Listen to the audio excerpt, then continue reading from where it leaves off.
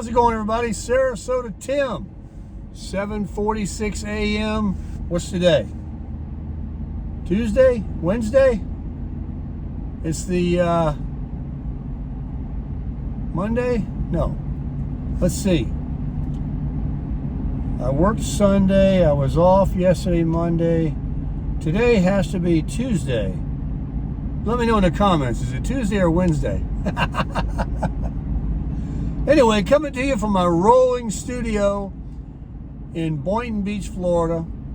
I'm going to make a hundo today. My buddy gave me a text this morning asking me if I would help him with his boat lift business.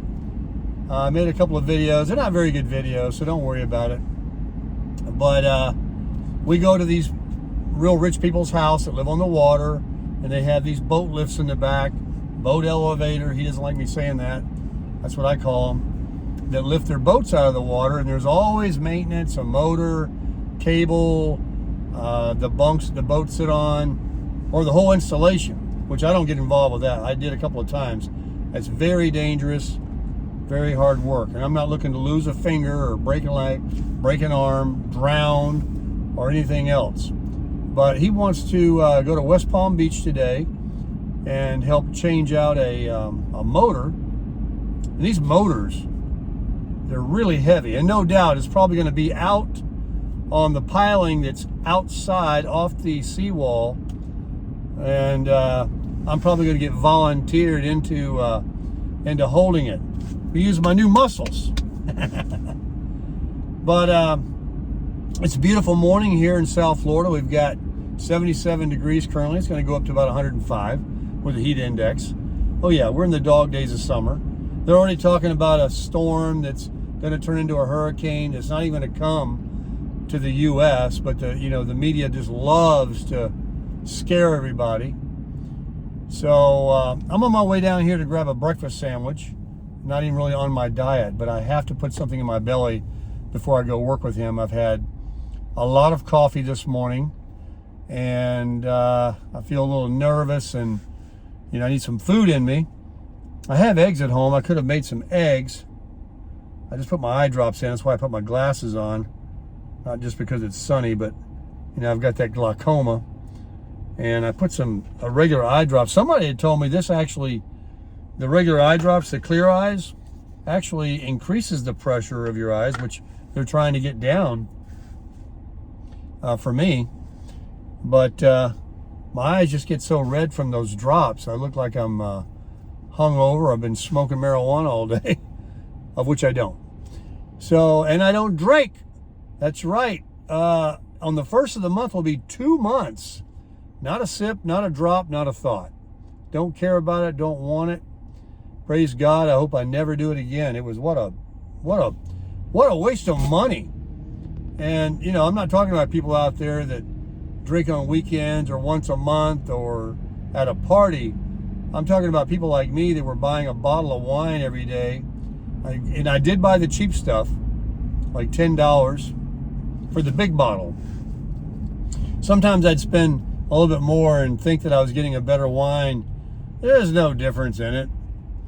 But one thing they all have is sulfites, and it'll blow your butt up and give you high blood pressure and a red face and a big nose and make you lose your motivation, and it's no good. Don't drink. If you can quit it, quit it. All you're going to do is live longer, save your gizzards, and save money. Let me pull out of the sun here so I can talk to you guys just another minute before I go through the drive-through there. I don't want to tell you where I'm at. You probably saw already. I'm a sucker for a sausage McMuffin. It's got egg and sausage on an English muffin with some cheese. I might get it. I'm going to use my app and see if I can save. So I've been meaning to make some videos about the economy. I've got a lot of stuff in my head. I don't want it to be a downer video, though, and talk about the looming recession and stock market crash. But rents are going to come down. Prices are going to come down. And it's the old saying, whatever goes up must come down. They can't get any higher. They just can't do it.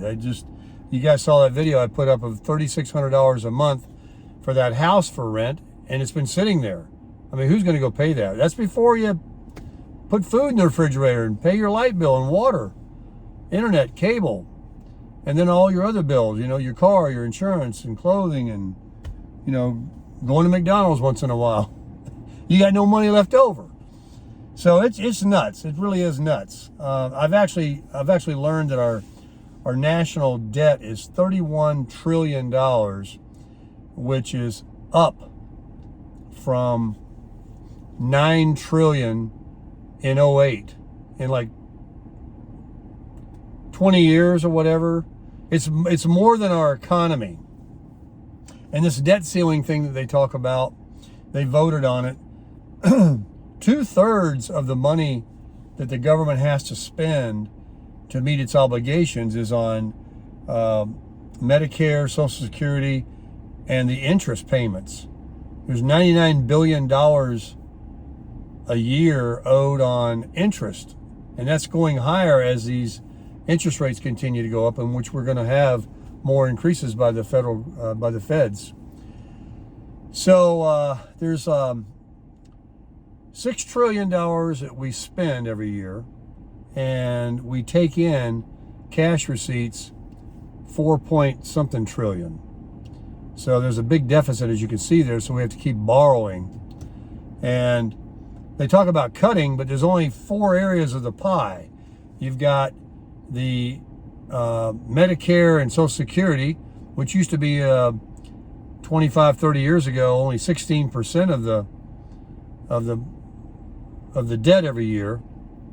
Now it's 50%. Discretionary spending, which is on military, government buildings and programs, used to be 60% or something like that. It's only 20% now, so not much to cut there. And then state and state aid and all that is about $1 trillion a year. And what's the fourth one? There's the discretionary, the state, the Social Security, and the interest. That's it. So the only place they can cut would be discretionary, which is very little left. It's mandatory to pay Social Security and the interest. Well, with $4 trillion coming in cash receipts and $99 billion owed in interest, we've got the money, even if the government doesn't pass a law to raise. And the last time they did was in 2021. They raised it to $34 trillion or $31.4 trillion, something like that. This last vote wasn't voted. It was just postponed until 2025. Nobody wants to get hammered in the political field. So during the presidential election next year, they don't want to have to, anybody use that against the other. So they just basically said, we're just going to spend what we need to, pay our bills, and we'll vote on it again. So it's going to keep kicking the can down the road, and we're going to see this every year or two. But what's going to happen is, now that these student loans, 44 million people owe $1 trillion in student loans, which are from $300 to $500 a month, monthly payments that are being activated next month. So there's a lot of discretionary spending that individuals aren't going to have. It's going to cause them to spend less in the economy, bringing that down. And then the part of that $31 trillion we have, $20 trillion has been run up by big business and corporations. And they're filing bankruptcy because of the high interest rates. It doesn't pay them to refinance. And so they're going to be laying people off. And they're going out of business left and right. Bed Bath & Beyond and others. Like 233 of them this year alone. And more are ready to just give up. So you're going to see a lot of, and when the housing is basically dead, it's frozen. Applications for mortgages are down lower than they've been in the entire history of America, almost. They're down 50% from the height of 21. They're down 30% from pre-pandemic in 2019. They're so low, it's not even funny. Realtors are quitting. There's actually homes available. It's not really such a shortage. There's plenty of homes in Florida, but who can afford them? And now Home Depot and them and their stocks are dropping because people aren't buying homes. These big fancy furniture companies, Williams Sonoma or something, their stock dropped. And all these things in the economy are going to be causing layoffs that are going to be happening in the next quarter and the rest of this year and first part of 24, where we're going to really start to see that after effect of the Fed raising these rates and the real estate market coming down, people losing jobs, the people having to start paying these student loans again, and all that other stuff. And you say, yeah, but Baker, the stock market is booming. It continues to go up. Well, yeah, and the NASDAQ's going up too. It's all on that AI. There's a NVIDIA or something like that. That's this company that, put out their monies, their reports of their stocks went up like 40%. So, but that'll come down to, that's just all, Now, let's talk about the banks, bank closures. All right, we saw 3 this year. So these big corporations and investors that stop buying commercial real estate, because that's dead. That commercial real estate, you can't even get a loan for one right now. A developer, I don't care how solid he is, can't even get a loan hardly. So the residential real estate will be next. The banks are tightening up along with the Fed with these rates. So everything I just mentioned, which was a lot, is in the mix and the makings for not a good thing. Not a good thing. So, but there's a good thing too. It's what I said several videos ago. We need this crash to happen. We need the leaves every year to fall off the trees to make new growth. We need opportunities for people like you and me to be able to go in that have not depleted their savings and don't have debt and can pounce when the opportunity strikes. It's going to be a couple of years. But as things do start falling over the next year, there'll still be opportunities for regrowth, for people to buy their first home, for all this new stuff, to get a car again that's affordable. We have to be able to do it. It can't be just go up, up, up, up, up, and never come down, because everybody's already priced out. Do you know that the housing market in Florida is owned by the rich? You know what the average income in Florida is? 60 grand. It's not a lot of money. And 60 grand doesn't buy any house in Florida, in most counties. In most counties. I mean, all these counties that have got real estate 35% overvalued, they're owned by people from California and other places that are moving here that made a lot of money or whatever. But it's not being bought by the locals. So when this interest rate continues to go and people just want to sit in their house at their 2% mortgage, which is about 60%, a lot of them are owned by investors and they want to sell because the rates are rising on them and they can't rent them out. They're not making a profit. So they're going to just sell and take a loss. All this stuff is coming. So look at the optimistic part of it. It's going to be good and bad, but it has to happen. And we've been saying it's going to happen. A lot of people didn't want it to happen, especially those with money, and kept wanting their stocks to grow and their 401s. And hey, if I was on that side of the fence, I'd probably be that way too. But for those that are being strangled to death right now, that can't put gas in their car, can't afford to buy a steak anymore, chicken is expensive, a loaf of bread $5, come on, gas $5. What about these poor moms that are working just to pay a child care place? It's nonsense. And here I am in a state that's more expensive to live than a lot of places, and everybody's moving here. Now there's been a migration because it was cheap to live here. Now you're going to see a lot of people exiting this state because they can't afford to live here. And then when they don't have people here to buy these homes and unemployment goes up, which it probably will. Right now the unemployment is like incredibly low. It's like 2% in Miami. But during a recession, it was at 12%. During the pandemic, it was 8 or 9%. And so all that's coming. And as these job losses happen, everything is going to snowball. It's going to happen. You're going to see. And it's coming, and it's coming soon. So be prepared and save your money, get rid of your debt, and make smart decisions. Be a minimalist. Cut that cable. Cut all those things you don't need. Join Visible Wireless. Use my link. Look at my videos. I have a phone. Oh, there it is.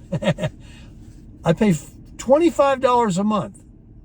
I got 5G service, unlimited talk, text, data, and a hotspot. Power your laptop at home. Power your smart TV at home with your Visible Wireless smartphone. If you have a family member that has one, just turn theirs on. If you need yours on for something, if you want to work on your laptop, because you can only power one device with it. But for $25 a month, get rid of $30, $40, $100 a month for your cell phone. I joined this 3.5 years ago. I've promoted their company. It's got nothing but good for me. And I don't pay but $5 a month because I keep getting people joining Visible Wireless through my link. They save $20 on their very first month, and I get a $20 reward for them using my link. And you can get up to 12. So I stay maxed out at 12 months at a year all the time. I get emails all the time. Congratulations, another month. You crushed it. Another one of your people joined Visible Wireless. So it leaves me a net cost of $5. So I've been paying $5 a month for 2 years for my cell phone with a 5G phone. I've saved back what it cost me to buy this iPhone 13, of which I'll never buy another phone because the 14 is no different. I don't see how they can get any better. All those years where they tried to improve the camera and stuff, there was enough reason to maybe upgrade, but they got no story anymore either. So don't even do that. Besides that, what do? We text, we talk, we mostly text. And, check an email. All phones can do that. You don't need a new phone. How you doing, big truck? So get rid of all of these.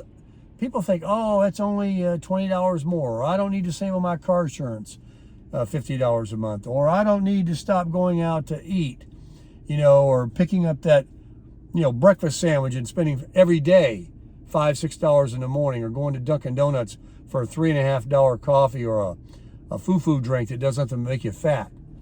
You'd be surprised at the end of the month how much that adds up, what that could be paying for you. Your cell phone, part of your electric bill, your heating, your rent, whatever.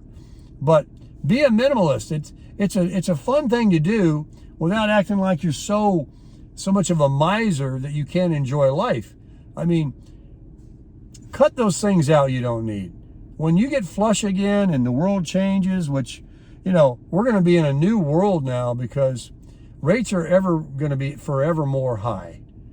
So you can expect housing to cost you more. Rents are never going to be really, really low again. Cars are never going to be that cheap again. Loans are never going to be that cheap again.